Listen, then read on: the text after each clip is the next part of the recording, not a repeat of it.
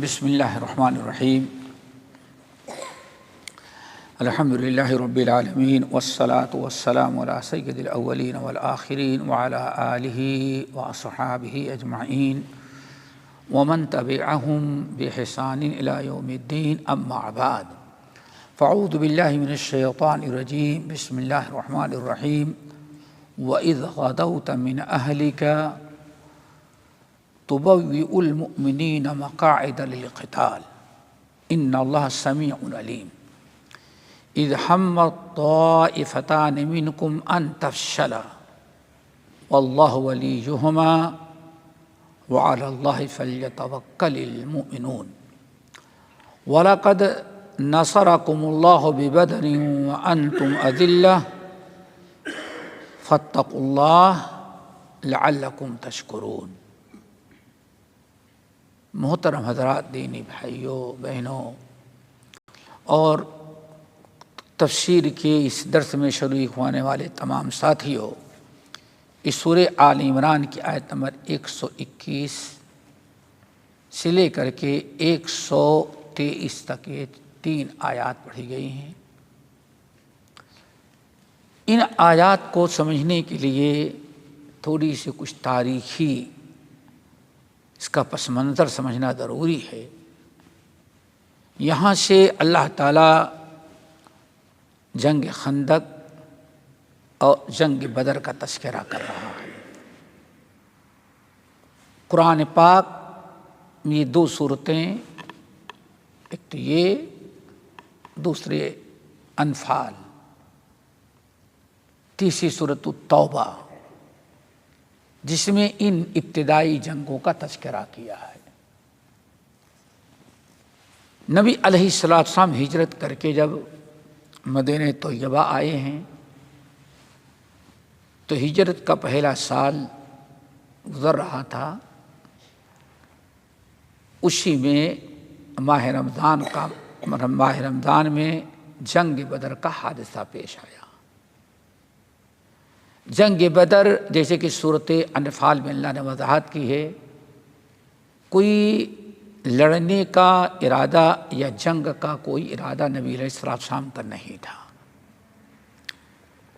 اہل مکہ نے مسلمانوں پر ظلم زیادتی کر کے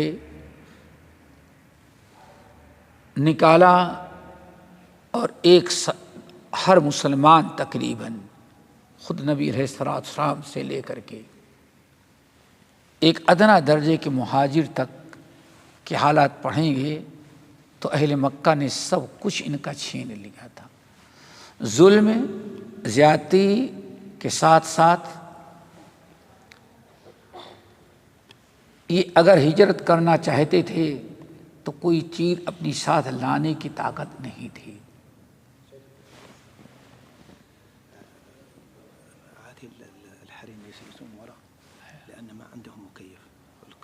ما في مانع، كهرباء مفصولة، ما في مشكلة زي ما في مشكلة۔ كلمهم قول لهم تعالوا داخل۔ یہ خواتین آ کے برآمدے میں مسجد کے پہلے حصے میں دروازے سے آ کے بیٹھ جائیں، کوئی مذاکرہ نہیں۔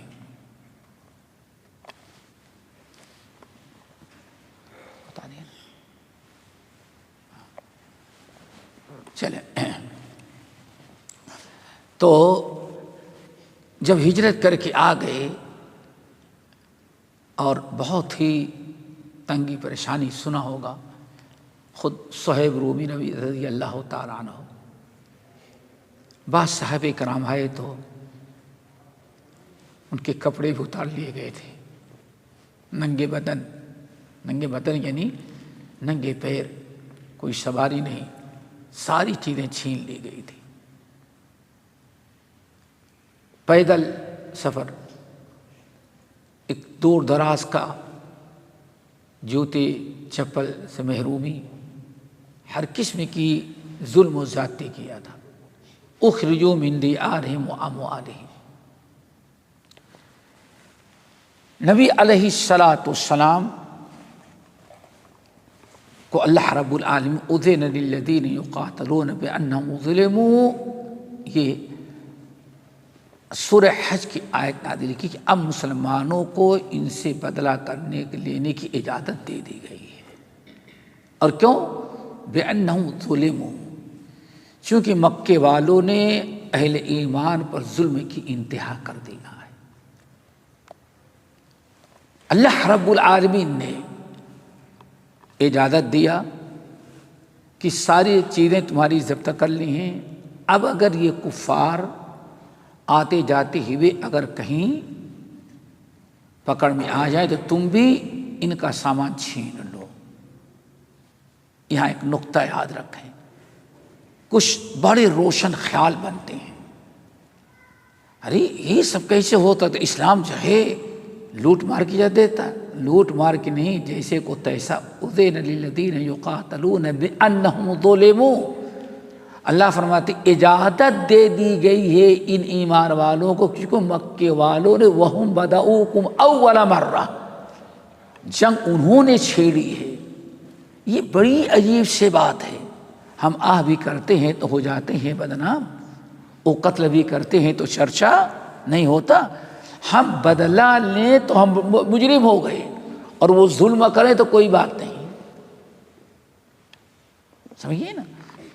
بہرحال نبی علیہ السلام کو اطلاع ملی کہ مکے کا کوئی تجارتی قافلہ شام کی طرف گیا ہوا ہے، اور بڑا تجارتی قافلہ ہے، تو اللہ نے اجازت دے دی تھی، کیونکہ انہوں نے سب چھین لیا، اب یہ قافلے والے مل جائے تو تم ان کا مال ضبط کر لو۔ نبی علیہ السلام کو اطلاع ملی کہ یہ قافلہ شام سے سیف بحر ہوتے ہوئے مکہ واپس جا رہا ہے، آپ نے اس قافلے کو گرفتار کرنے کے لیے ایک جماعت لے کر کے نکلے، تقریباً لڑنے کا کوئی ارادہ نہیں تھا، اسلحہ بھی سب کے پاس نہیں تھے، خالی تقریباً سمجھیں 250-300 آدمی، سب سے بڑی تعداد 312-13 کچھ، یہ سارے لوگ نکل گئے وہاں سے۔ ابو سفیان قافلے کے سردار تھے،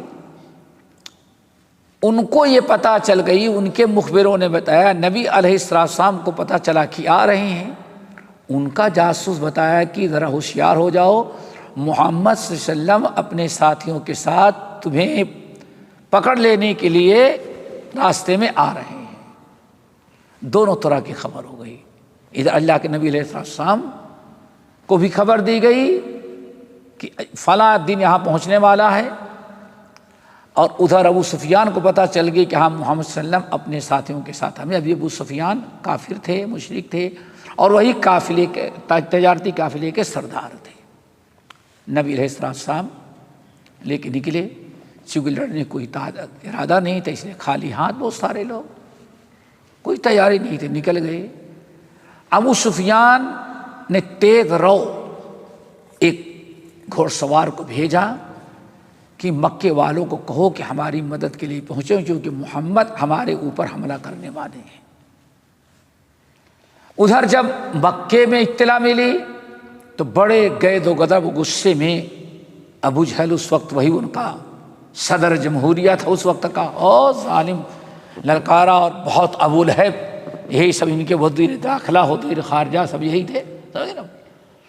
بڑی تیاریوں کے ساتھ اعلان کیا، مکے کا کوئی انسان ایسا نہیں جو کسی اعتبار سے اس میں شرکت نہ کرے، یہاں تک کہ ابو لہب کم وقت بیمار تھا، اور بزدل بھی تھا، وہ نہیں آ رہا تھا، تو ایک آدمی غریب تھا، وہ کبھی اس نے قرضہ دیا تھا، گیا کہا میرا قرضہ دو، کہا صاحب نہیں ہے، نہیں دو، بہت اشار کیا، تو ابو لہب کہتا ہے اچھا قرضہ نہیں دے سکتے تو میرے بدلے جا کر کے مسلمانوں سے لڑو، یعنی ایسی حرکتیں بھی کیا۔ تو تقریباً 1000 کی فوج ان کی تیار ہو گئی، اور لڑنے کے ارادے سے۔ ادھر نبی علیہ السلام خالی ہاتھ، ویسے ہی کسی کے بعد تو اسلحہ اور نہ کچھ، ویسے ہی لوگ ان کے لیے کیا اسلحہ اٹھانا ہے، جب نبی علیہ السلام میدان بدر کے قریب پہنچے تو پتہ چلا کہ ابو سفیان کو پہلے پتہ وہ راستہ بدل کر کے مکے پہنچ گئے اور کفار مکہ 1000 کی فوج لے کر کے بدر کے قریب آئے۔ مسلمانوں کے ہاتھ میں جو آنا تھا تو آیا نہیں، یہاں کچھ اور مسئلہ بن گیا۔ اب آپ نے دیکھا یہ تو اتنی بڑی فوج، اور اب قافلہ جو تھا تجارتی وہ ایک کنارے سے راستہ بدل کے نکل گیا، پتہ ہی نہیں پایا۔ اور کیسے نکل گیا؟ چونکہ ابو سفیان رضی اللہ تعالیٰ مشرک تھے، انہوں نے بڑی جاسوسی کی، دیکھ پتہ لگاؤ تو کیسے ہے۔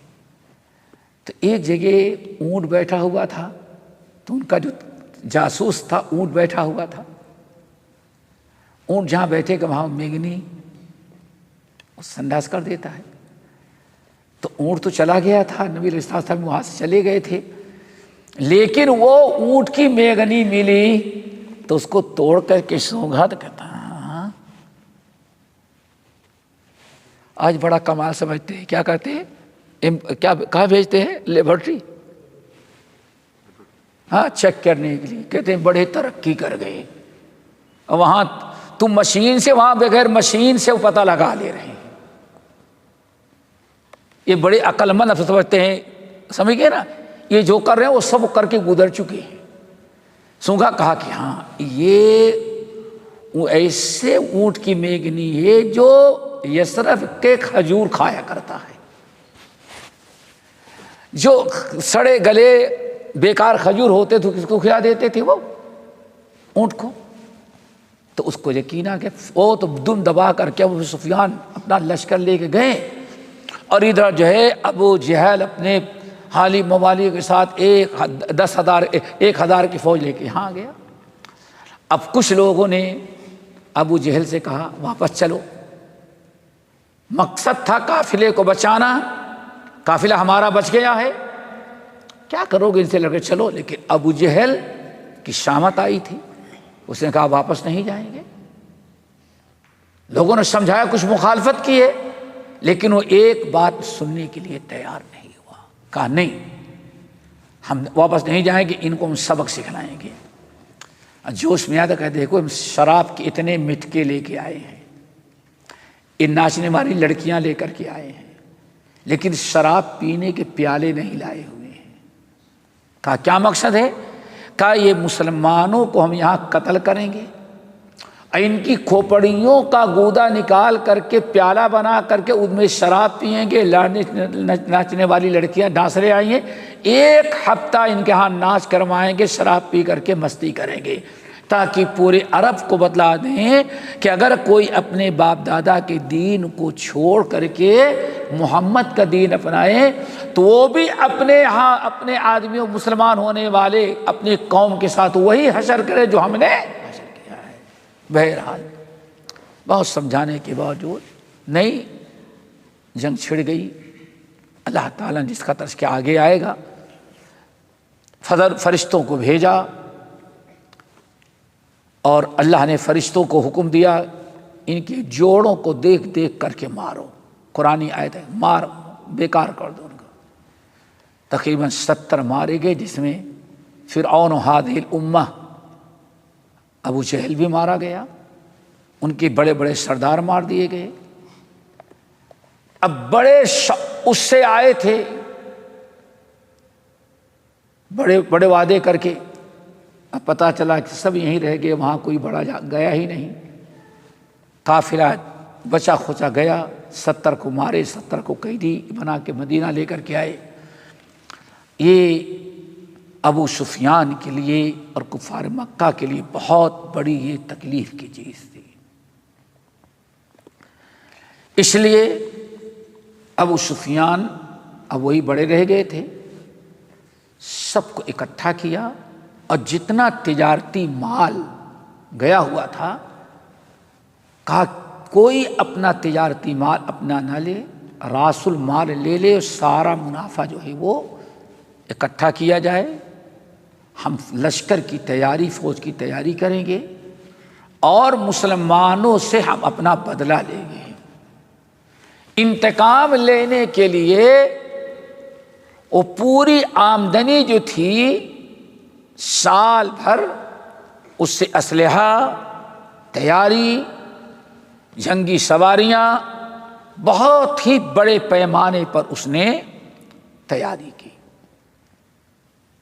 اور یہ کہہ کر کے مسلمانوں سے انتقام لے گئے۔ سب کو ایک بڑی حیرت تھی، اور مخفی طور پر خوب تیاری ہو جانے کے بعد ہجرت کے تیسرے سال جنگ بدر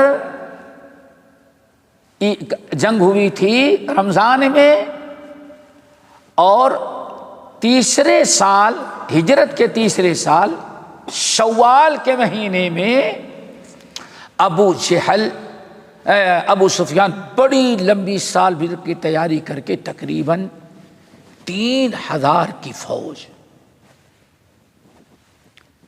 3000 کی فوج لے کر کے وہ مدینے پر چڑھائی کی، اور یہ طے کر کے کہ بڑے بڑے پلان بنا رہے تھے، عمر کو ہم قیدی بنائیں گے، ابو بکر کو ہم اپنا غلام بنائیں گے، اور فلاں کی بیٹی کو ہم باندی بنائیں، بڑے لمبے لمبے پلان بنا کر کے شوال کے مہینے میں جنگ احد کے پیچھے والے حصے میں یہ آ کر کے فوج جمع ہونے لگی، تقریباً 3000 کی فوج اکٹھا ہوئی۔ حضرت عباس بن عبد المطلب رضی اللہ تعالی عنہ ابھی ہجرت نہیں کیے تھے، ان کو یہ پتا چل گیا تھا تو انہوں نے بڑے مخفی طور پر ایک چھوٹی سی چٹھی لکھ کر کے ایک امانت دار آدمی کو دیا، کہا یہ لے جا کر کے فوراً جتنی تیز رفتاری سے جا سکتے ہو،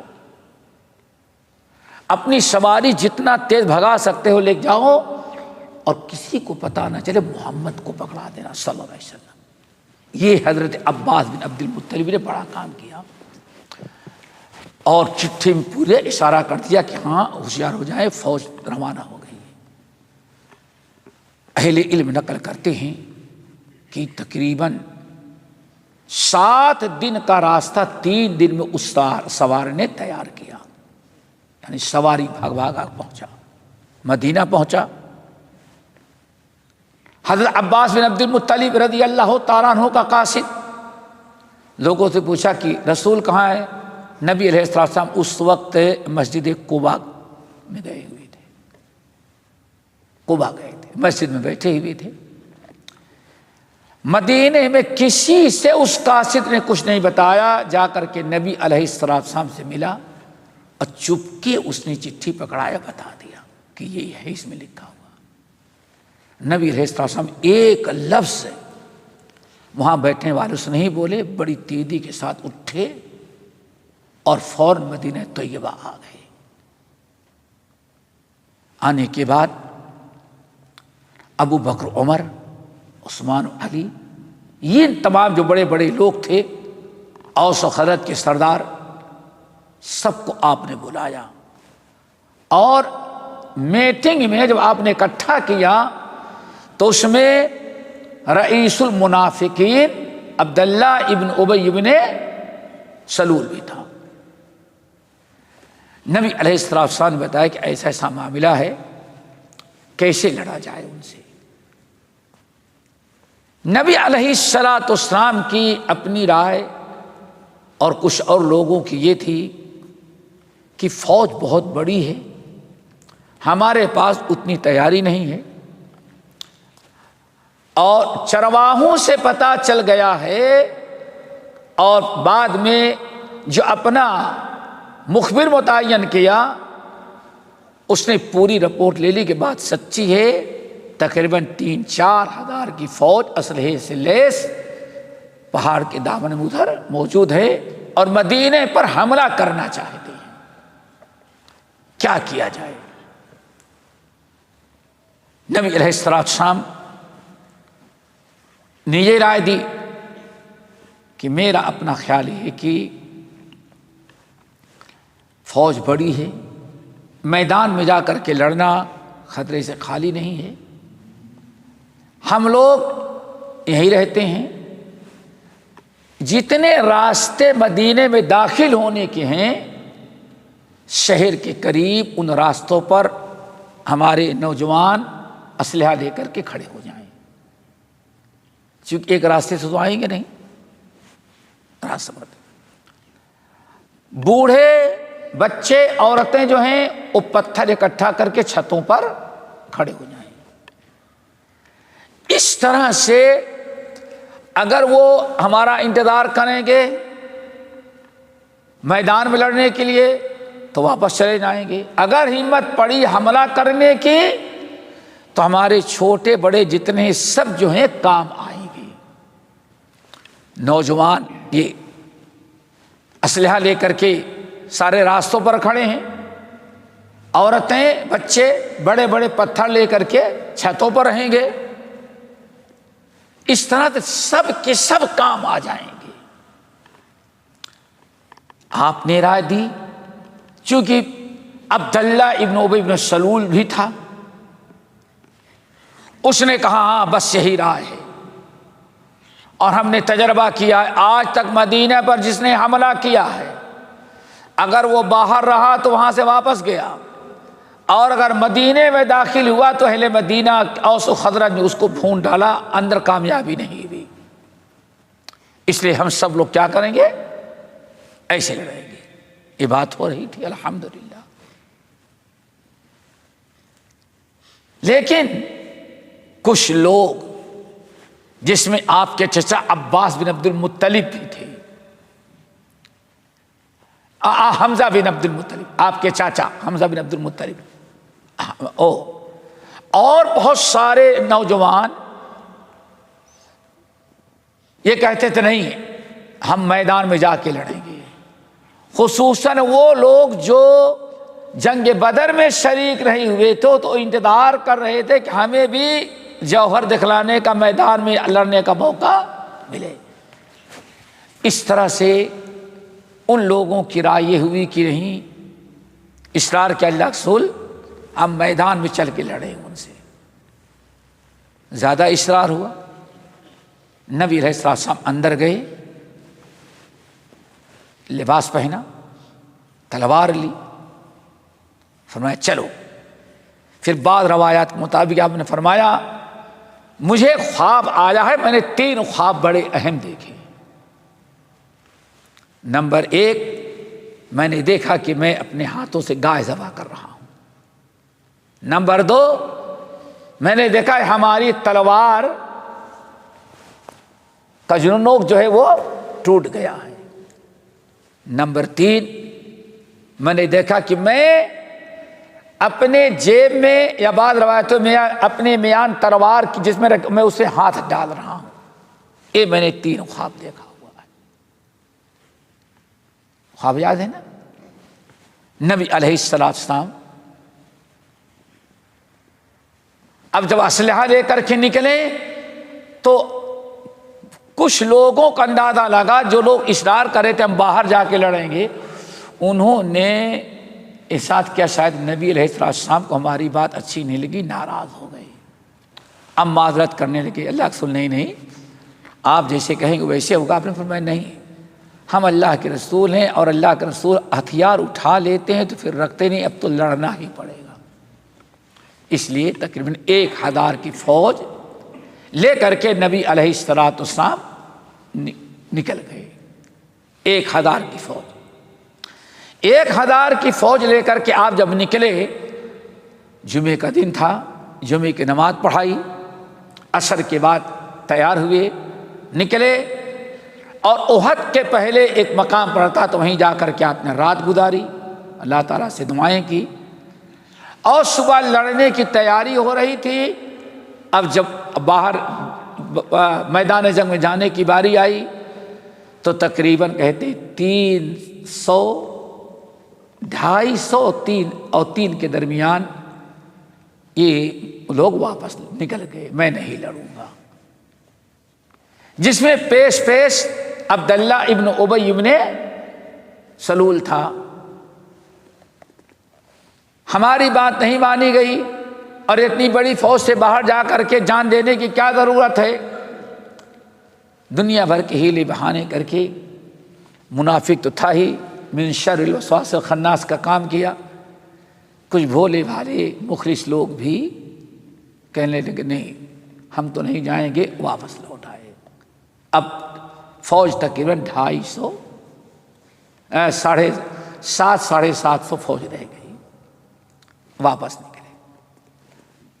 یہ واپس آئے اور نبی علیہ الصلاۃ والسلام فجر کی نماز پڑھائے، تیاری کی، اللہ تعالیٰ سے دعائیں کی، اور آپ میدان میں گئے۔ میدان میں جانے کے بعد آپ نے فوج کو تقسیم کیا۔ 3 ہوتے تھے، میمنہ، میسرہ اور قلب یا مقدمہ۔ 3 قسم کی فوج۔ میمنہ لڑنے والوں کا بہترین ایک دستہ دائیں جانب، ہاں سے مقابلہ ہوتا تھا نا، اور ایک لڑاکو لوگوں کا یہ، اور ایک بیچ والا ہوتا تھا۔ آپ نے ایک تو یہ، آج دنیا کے بڑے بڑے اسکالر جو تاریخ داں، فوجی جرنل اور کرنل مہارت رکھنے والے، آج ان کی تحریریں موجود ہیں۔ کہتے ہیں لڑنے کا جو انداز اور فوج کی صف آرائی کرنے مقابلے سے پہلے محمد صلی اللہ علیہ وسلم نے جو تدبیر اختیار کی، اس سے اچھی تدبیر دنیا میں کوئی تیار ہی نہیں کر سکتا تھا۔ اس انداز سے آپ نے لڑنے والوں کو تیار کیا۔ بہت سارے کرسچن اور غیر مسلم جو فوجی جنرل کرنل، انہوں نے کہا کہ ہم نے دیکھ لیا، ریسرچ کیا، اس سے اچھے لڑنے کا انداز اور غالب آنے کا کوئی تیار نہیں کر سکتا تھا۔ نبی علیہ السلام نکلے اور فوج لڑنے کے پہلے آپ نے 50 زبردست تیر انداز جو تھے، بڑے زبردست نشانے باز تیر انداز، آپ نے 50 کو منتخب کر لیا۔ اب منتخب کر لیا اور آپ جائیں، جب احد پہاڑ کی طرف جانے لگیں گے تو دیکھیں گے رائٹ ہینڈ ایک اونچا سا ٹیلا پڑتا ہے، اسی پر آپ نے 50 تیر انداز۔ آج کا وہ نہیں دیکھے گا کہ ارے یہ کیا، اس زمانے میں کتنا وہاں کھنڈا تھا اور کتنی بڑی وادی ہے، وہ پانی سب سے بڑی ندی وہی ہے۔ مدینہ یونیورسٹی سے ہوتے ہوئے کنارے پہاڑ کے دامن سے جو ندی آتی جا کر کے وادی میں باہر گرتی ہے پہاڑوں میں، سب سے بڑی ندی یہی ہے، تو بہت بڑی وادی تھی۔ نبی علیہ السلام نے 50 تیر اندازوں کو اس پر متعین کیا، اور لڑنے کے لیے آپ نے فرمایا کہ دیکھو یہ 50 تیر انداز یہاں ہیں، یہاں میدان جنگ میں ہم کو فتح پاتے ہوئے دیکھنا یا شکست ہوتے ہوئے، کسی بھی حال میں تم لوگ یہاں سے اترنا نہیں، اپنا مورچہ نہیں چھوڑنا۔ اور بعض روایتوں میں ہے کہ اگر تم لوگ دیکھو کہ ہم شکست کھا گئے ہیں اور یہ کفار مکہ ہماری لاشوں کو قتل کر کے میدان میں پھینکا ہے اور گیدھ اور کوے آ کر کے ہمارا گوشت کھا رہے ہیں، جب بھی تم یہ مورچہ سے ہٹنا نہیں۔ یہ بہت سخت تاکید کی تھی، اور اس پر عبداللہ ابن جبیر رضی اللہ تعالیٰ جو سب سے بہترین تیر انداز تھے، ان کا امیر مقرر کیا تھا۔ یہ 50 تیر انداز جو میدان جنگ میں سب سے بہترین تیر انداز تھے، آپ نے ان 50 کو یہاں کھڑا کر دیا۔ جنگ شروع ہوئی، نبی علیہ السلام پہلے ہی حملے میں کفار مکہ میں ایسی افراتفری ہوئی کہ میدان چھوڑ کر کے بھاگنے لگے، سکنڈوں کا کام ہے، کھڑے ہو کر لڑنے کا موقع ہی نہ لگا۔ عورتیں چیختی چلاتی اور کہتے 15-20 عورتیں لے کر کے آئے تھے، 15-20 عورتیں، ان میں کچھ گانے والی تھیں، طبلہ بجا دب بجا کر کے آگے جوش دلاتی رہیں، اور کچھ شاعر لے کر کے آئے تھے جو مر مٹنے پر جوش دلانے والے اشعار پڑھتے رہیں۔ لیکن جب نبی علیہ السلام نے دھاوا بولا تو ان کی پوری 3,000 کی فوج اتر بتر ہو گئی، بھگدڑ بچ گئی، بھاگے میدان چھوڑ۔ اب خالد بن ولید وہی فوج کے اصل میں سب سے بڑے وہ اس وقت کنٹرول کرنے والے تھے۔ خالد بن ولید ابھی مسلمان نہیں ہوئے تھے، یہ بھاگے، تاپ تو نہ لا سکے، لیکن انہوں نے ایک اچھا موقع دیکھا کہ یہ کفار مکہ ادھر ہیں، مسلمان ادھر منتشر ہو گئے ہیں، چاروں طرف سے خلبلی مچی ہے۔ اسی میں کسی نے ایک شیطان نے افواہ اڑا دیا کہ قد قتلنا محمدن، چلو محمد صلی اللہ علیہ وسلم کو ہم نے ختم کر دیا۔ یہ سننے کے بعد اور سب کے حوصلے بلند۔ جب کفار مکہ بھگے تو اب کچھ لوگ اسلحہ رکھ کر کے سمجھے جنگ ختم ہو گئی ہے، وہ فوراً جا کر کے وہ مال غنیمت اکٹھا کرنے لگے۔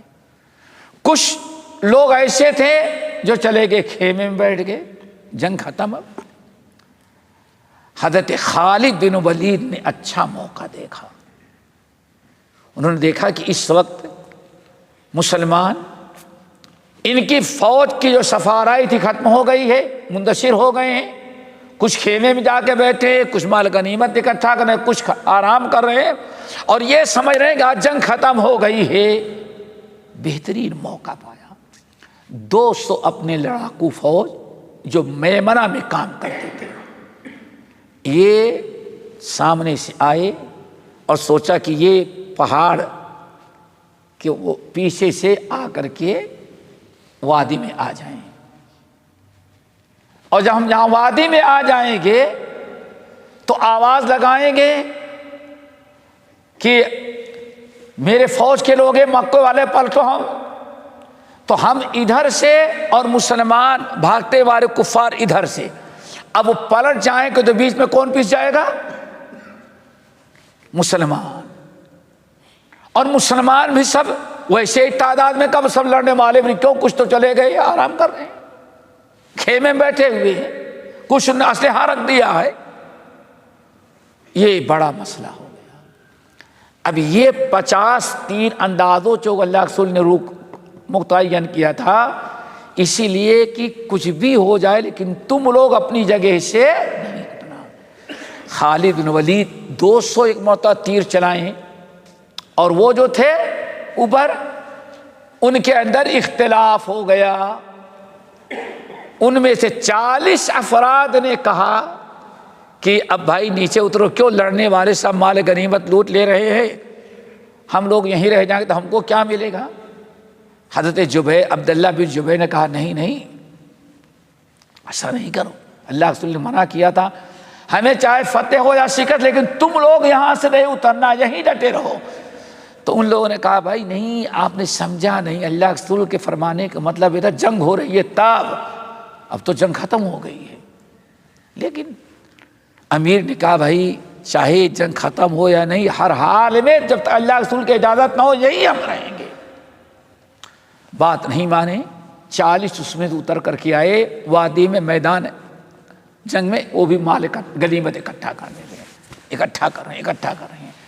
خالد بن ولید نے موقع دیکھا، صرف 10 باقی رہ گئے ہیں، انہوں نے فوراً آگے بڑھنا چاہا۔ اب وہ 10 تیر چلاتے، ادھر 200 تیر ایک ساتھ جاتے، وہ اوپر ہے نیچے ہیں، مقابلہ کرتے رہے، بلاتے رہے، لوگوں کو کہتے رہے، لیکن ان 10 آدمیوں کوئی بات نہ سن سکا۔ انہوں نے سب ایک ایک کر کے 10 جو تھے وہ بھی وہیں شہید ہو گئے۔ اب یہ 200 لڑاکو فوجی خالد بن ولید جو لے کر کے جانا چاہتے تھے، ان کے لیے راستہ صاف ہوا، بڑھ کر کے آگے وادی میں آئے، اور وادی میں آتے ہی اعلان، بڑے زور سے آواز لگائی۔ بھاگنے والے فوجی بھگے تھے کفار مکہ، وہ پلٹ گئے، ادھر سے یہ 200 اور مسلمان سب منتشر تھے، اور جو رہ گئے تو اسی بیچ میں وہ پس گئے۔ اسی میں نبی علیہ السلام کو زخم پہنچا، حضرت امیر حمزہ کو، بہت سارے معاملات جس کی تفصیل بعد آگے آئے گی۔ یہ سارے واقعات کا تذکرہ اللہ نے ان انداز میں کیا، وَإِذْ غَدَوْتَ مِنْ أَهْلِكَ تُبَوِّئُ الْمُؤْمِنِينَ لِلْقِتَالِ۔ اے ایمان والو، اے آخری نبی، اس وقت کو یاد کریں جب آپ صبح، غدا کے معنی صبح، وَإِذْ غَدَوْتَ مِنْ أَهْلِكَ، جب آپ اپنے اہل وال کو چھوڑ کر کے صبح مومنوں کو مقاعد للقتال، لڑنے کے لیے ان کے اڈے بنا رہے تھے۔ 50 آدمی یہاں رہیں گے، باقی لوگ میمنہ میں رہیں گے، اے میسرہ میں رہیں گے، یہ یہاں رہیں گے، ایک خیمے کی سامان کی نگرانی کریں گے۔ اللہ نے فرمایا مقاعد للقتال، آپ لڑنے والوں کے اڈے قائم، جگہ متعین کر رہے تھے۔ واللہ سمیع علیم، اور اللہ تعالیٰ سب جان رہا، سب دیکھ رہا تھا، اور آپ کے سارے عام باتوں کو وہ سن رہا تھا۔ ہو گئی یہ بات؟ تو تذکرہ کس کا یہاں کیا جا رہا ہے؟ جنگ احد کا۔ یہ اسلام کی دوسری جنگ، تیسرے سال ہوئی ہے جنگ کے اندر۔